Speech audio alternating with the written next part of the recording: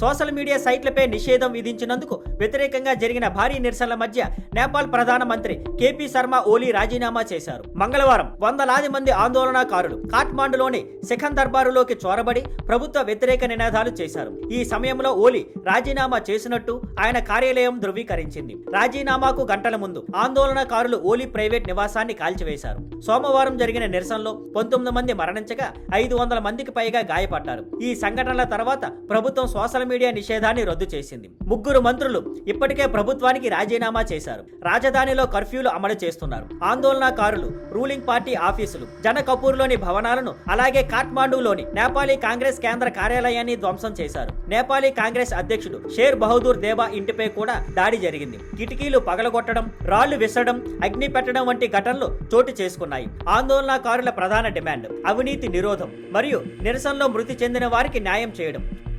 Thank you for watching. Please like, share and subscribe.